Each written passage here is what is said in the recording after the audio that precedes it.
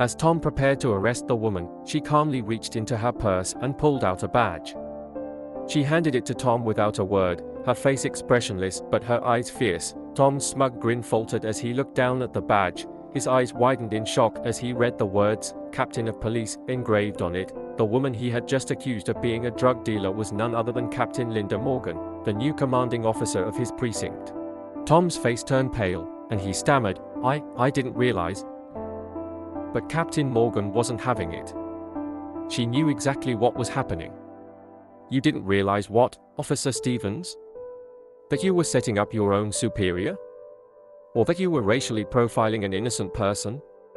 Before Tom could respond, Officer Jenny Thompson stepped forward. She had been silently seething the entire time, but now knew she couldn't stay quiet any longer. Captain Morgan, I saw everything. Officer Stevens planted that bag of powder under your seat. This was a setup. Captain Morgan's expression didn't change, but her voice was cold and sharp. Thank you, Officer Thompson. Your honesty will be noted in my report. Tom's eyes darted between Captain Morgan and Officer Thompson, panic setting in. He knew he was in serious trouble. Captain, it was just a mistake. I didn't mean anything by it. Please, let me explain. But Captain Morgan cut him off. Save it, Stevens. I've seen enough. You're suspended from duty effective immediately. I'll be filing a formal complaint with Internal Affairs. Tom's heart sank. He had been caught red-handed, and there was no way out of this. As Captain Morgan stepped back into her car, she looked at Jenny. Thompson, I want you to drive him back to the precinct and make sure he's processed correctly. I'll handle the rest.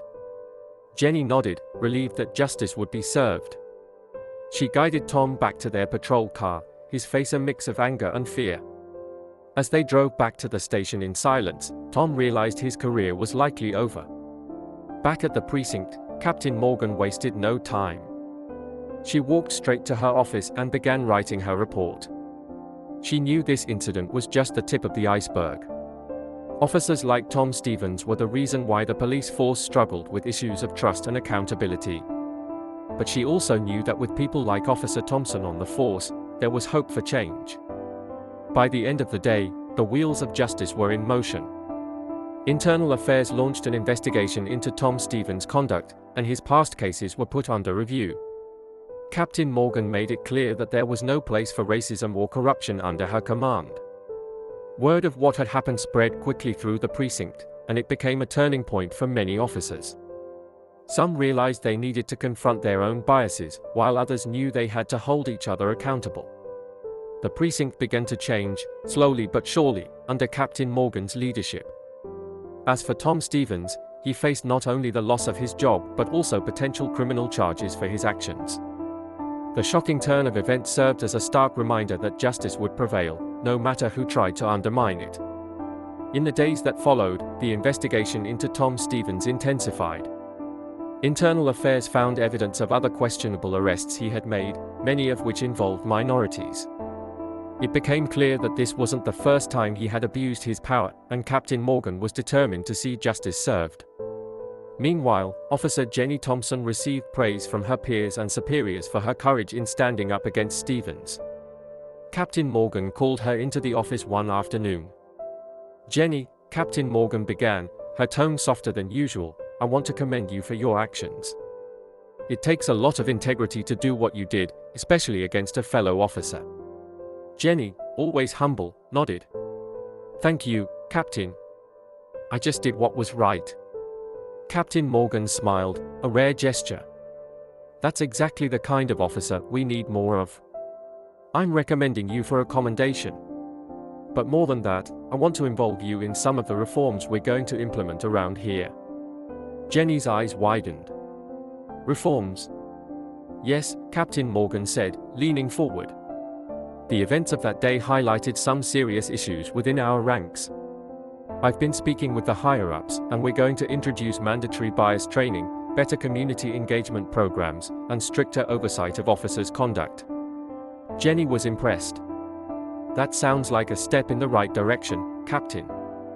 I'd be honored to help in any way I can. Good, Captain Morgan said, satisfied. Because this isn't just about punishment. It's about making sure something like this doesn't happen again. And that requires the commitment of officers like you. As the precinct began to undergo these changes, the atmosphere slowly shifted. Officers were encouraged to engage more with the community they served, attending town meetings, and building relationships with residents. The bias training sessions, though met with some initial resistance, opened up important conversations about race, power, and the responsibilities that came with wearing the badge. Captain Morgan made it a point to be visible and accessible, both to her officers and to the community.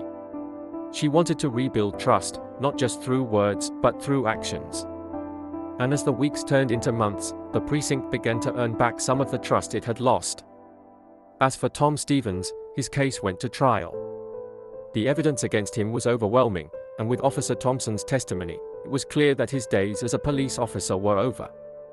He was found guilty of misconduct, abuse of power, and attempting to frame an innocent person.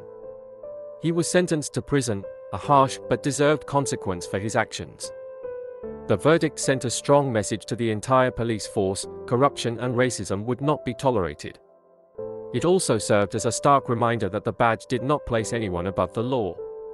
Captain Morgan's leadership continued to inspire change within the precinct. The officers who once saw the system as infallible began to question their own biases and behaviors.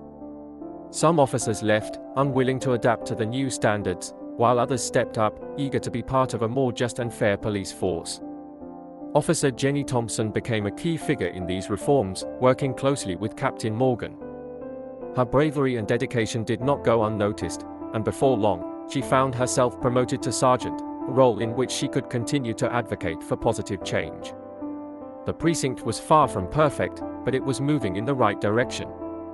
And as Captain Morgan looked around at her team, she knew that, despite the challenges, they were stronger for it. She also knew that her work was far from over. The fight for justice and equality within the force, and within society, was ongoing. But with officers like Jenny Thompson by her side, she was confident that they could continue to make a difference, one step at a time. And in the end, that was what truly mattered. As the months went by, Captain Morgan's reforms began to take root, transforming not only the precinct but also the relationship between the police and the community. Regular town hall meetings were held where residents could voice their concerns, and officers, including Captain Morgan, were present to listen and engage directly with the public. These meetings were initially tense, with years of mistrust and resentment bubbling to the surface, but over time, they became a forum for constructive dialogue. Officer Jenny Thompson, now Sergeant Thompson, played a pivotal role in these community outreach efforts. She became a familiar and trusted face, often spending her off hours volunteering at local events, mentoring at-risk youth, and leading workshops on safety and rights. Her commitment did not go unnoticed, and soon she became a bridge between the police force and the neighborhoods they served. One evening, after a particularly successful community event, Jenny was approached by a young boy, no more than 10 years old. He looked up at her with wide eyes and said, "Sergeant Thompson, I want to be just like you when I grow up." Jenny knelt down to his level, smiling warmly. "That's wonderful to hear. But remember, being a police officer is about helping people and doing what's right, even when it's hard. You think you can do that?"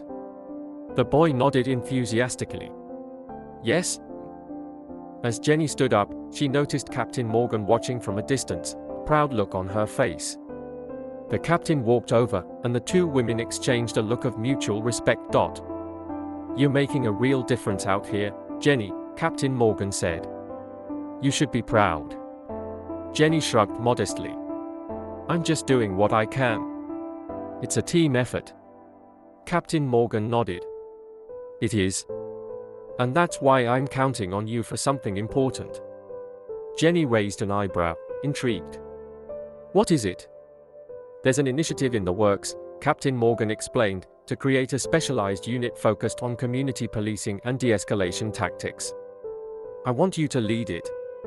Jenny was taken aback. "Me? But Captain, I'm still learning." "You've proven yourself, Jenny," Captain Morgan interrupted gently. "This precinct needs leaders who not only understand the importance of the job but also have the heart and integrity to do it right. I can't think of anyone better for the role." Jenny felt a surge of pride but also a sense of responsibility. "I'm honored, Captain. I won't let you down."